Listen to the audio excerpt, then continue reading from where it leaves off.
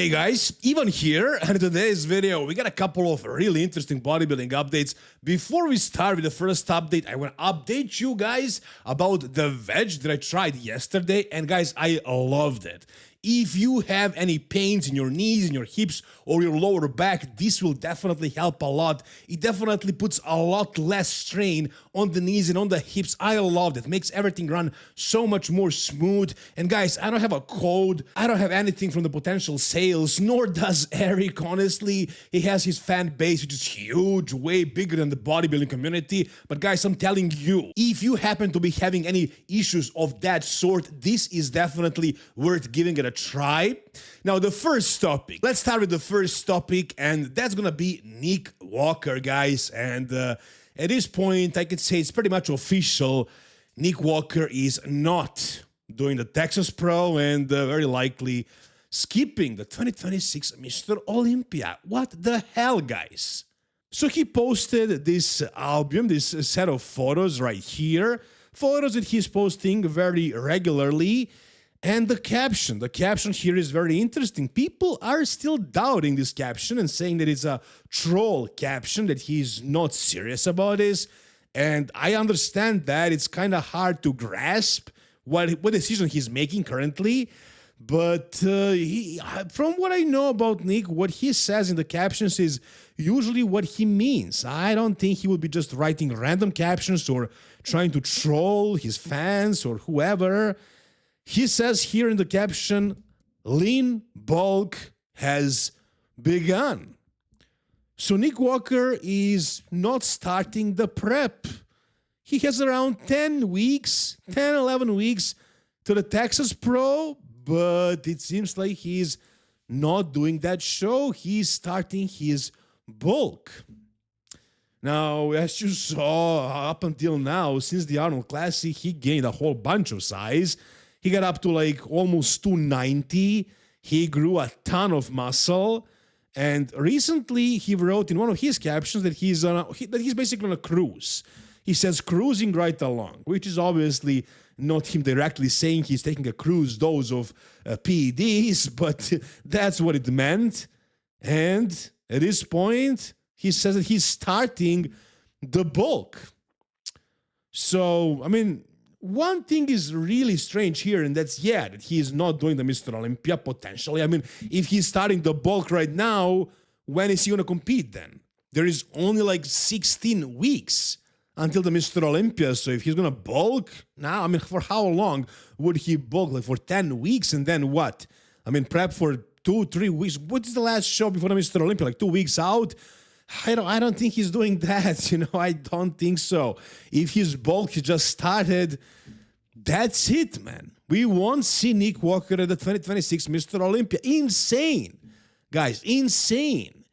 His career has become a what? I mean, he skipped 2 Mr. Olympias, and now he's skipping the 3rd one, and one showing was terrible. Last year, he was completely, entirely off. So he only had really 2 good showings. His first Mr. Olympia and his second one. And he was basically a beginner at that time. I mean, he just turned pro, and he did his first Mr. Olympia the first year, and then the next year he jumped in as well, and really that's it. Last year, I don't even want to count as his Mr. Olympia edition because he was so off. So, I mean, Nick Walker's career right now doesn't look that great. Yeah, he won the New York Pro, and he won one Arnold Classic, and he placed second at the Arnold twice. But as far as the Mr. Olympia goes, which is the Super Bowl of bodybuilding, there's just not a lot to say about Nick Walker's Mr. Olympia showings.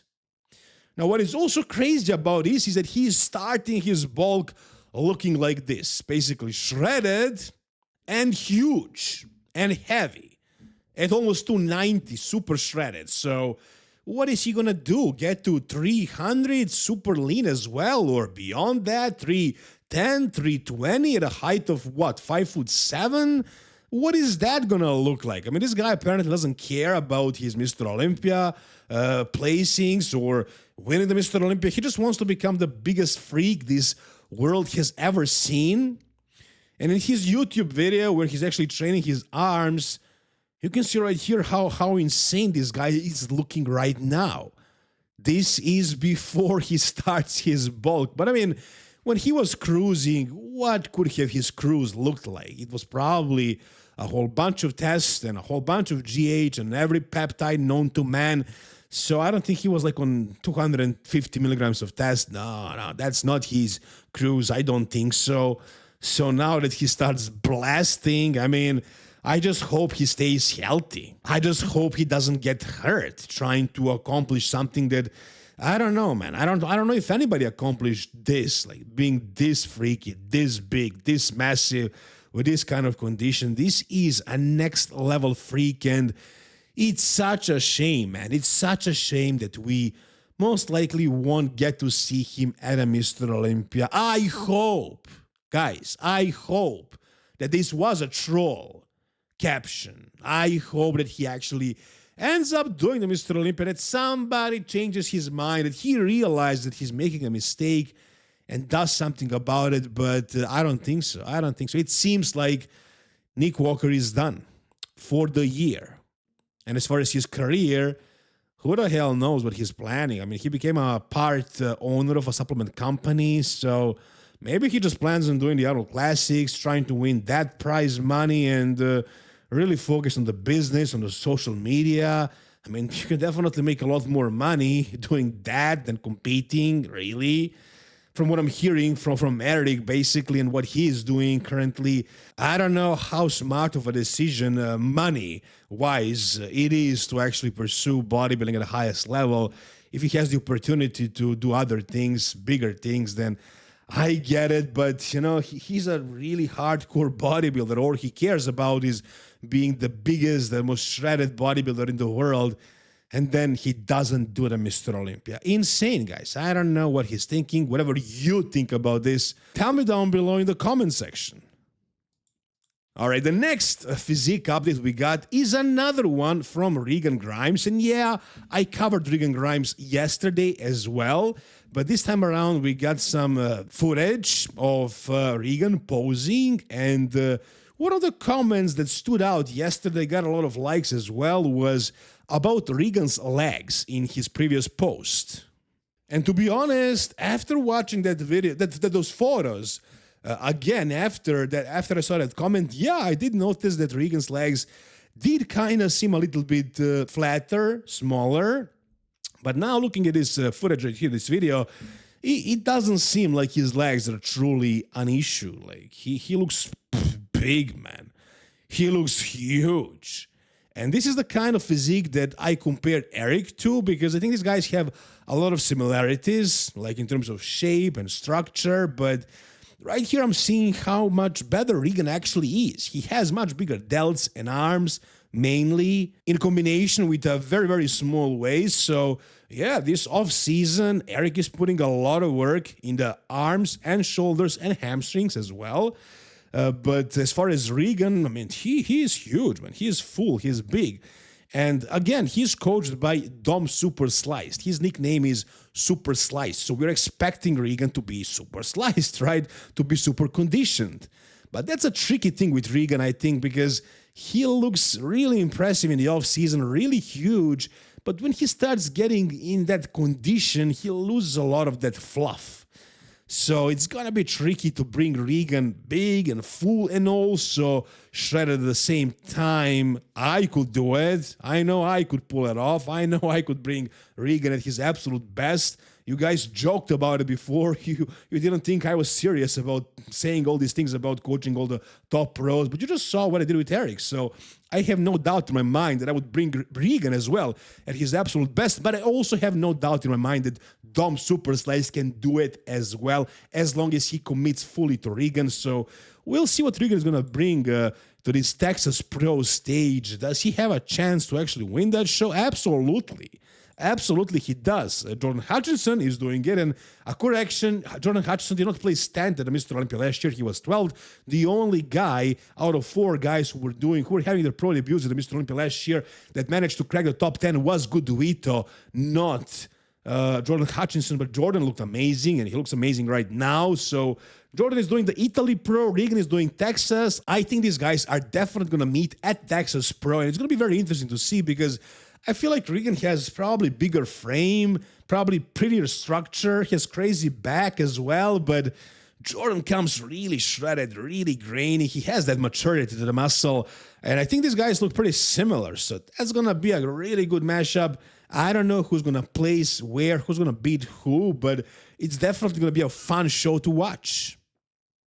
All right, the next thing we got is something that I did not expect to be making a video about. I mean, I saw this post from Mike Sommerfeld yesterday, and I saw the comments.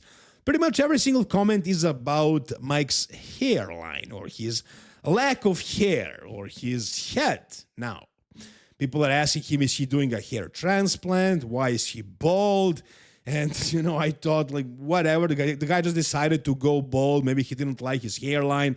He accepted it, he's balding. I'm pretty sure he already had a hair transplant. So you can see what his hairline looks like. It doesn't look natural. It looks like a hairline after a hair transplant. But, you know, I didn't think about the fact that he had a lot of trouble, you know, making the height last year, and the hair helped a lot. You know, we talked about whether it was a wig, or, you know, whether he had a whole bunch of gel in his hair, or was it a hair transplant, and so on. But correct me if I'm wrong, I'm pretty sure since he already was measured at the Arnold Classic, he won't be measured again at a Mr. Olympia unless they change the rules again and they, you know, change things like last year at 2 weeks out. I don't know why they did that, why they decided to measure these guys again at the Mr. Olympia. Nobody knows, right? But this time around, I don't think they're going to do that. I think Mike was measured at the Arnold Classic, and that's his height for the year, so he can go without hair or without lifting himself on his toes, whatever.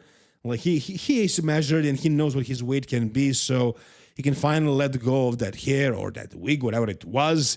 And this is him right now. I mean, it looks pretty good. I think he looks better with the hair, but it is what it is. I mean, it's kind of difficult for me to imagine that a classic physique Mr. Olympia champion is bald. You know, that would be probably a first as far as I know, and there isn't a lot of top guys, top classic physique guys with no hair. Really, they're all pretty boys with pretty hairs, just like in man's physique. Black guys can get away with bald heads, but white guys, I don't know. I don't think it's going to look very aesthetic, but he still has the physique, and he's already a top Olympian, and in my opinion, the best in the world. I think he's definitely better than Ramon, in my opinion. Like, that's the way I prefer Mike's physique.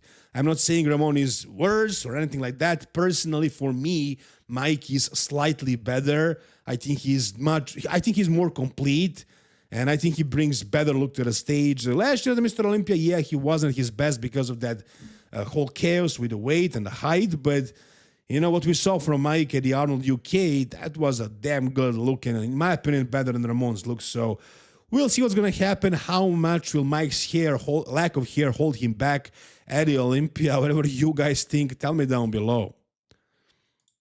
And the final thing we got today, guys, is something interesting from Stefan Kinzel, who is talking about his client, his, I would say, number one client, Martin Fitzwater. Let me show you guys what Stefan has to say.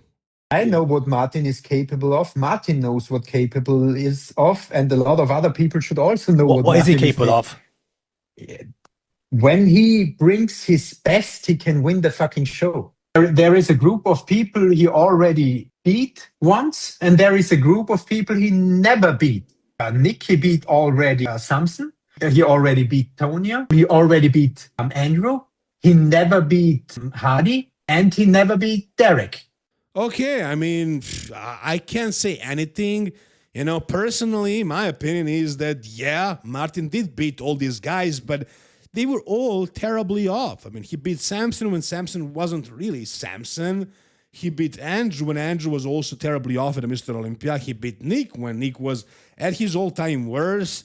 He beat Tony a couple of years ago, but Tony also beat Martin a couple of years ago. For Martin to win the Mr. Olympia or place in the top 3 with Derek and Hadi, if they're going to be top 2, then everybody else needs to be off. But what are the chances of that happening at the same time at one show? It's not very likely. And I completely understand Stefan for saying this and for supporting Martin. Imagine if Martin watched this podcast, this interview, and saw Stefan say Martin is going to be 5th, 6th. He can't beat any of the top 5 guys. He would fire him that same day. So, of course, he needs to be biased. And also, I'm sure Stefan wants this to be the case. He wants his boy to win the freaking Mr. Olympia. And and if he believes it, and if Martin believes it, they have a much bigger chance at accomplishing that. If one of them doesn't believe it or both of them think that he can't do that, then he probably can't do it. So, of course, Stefan is saying this. And I'm not saying it's impossible for it to happen, but realistically, it's not very likely to be the scenario. Also, we have no idea what Martin's mental state is like, what it's going to be coming to the Mr. Olympia. From the comment sections, it seems like the people didn't forgive him yet.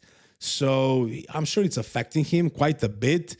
So I don't know. I don't know what to expect from Martin, but if he nails it, if he brings it, he definitely has a solid chance of being in the top 5 still.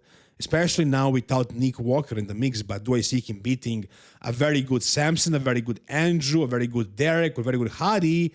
Personally, no, not yet. But again, with a couple of more years of training and improving, anything is possible, guys. What do you think? Tell me down below. And that's gonna do it for today's video, guys. If you enjoyed it, give it a thumbs up, subscribe to the channel. See you soon, guys. All the best, and bye-bye.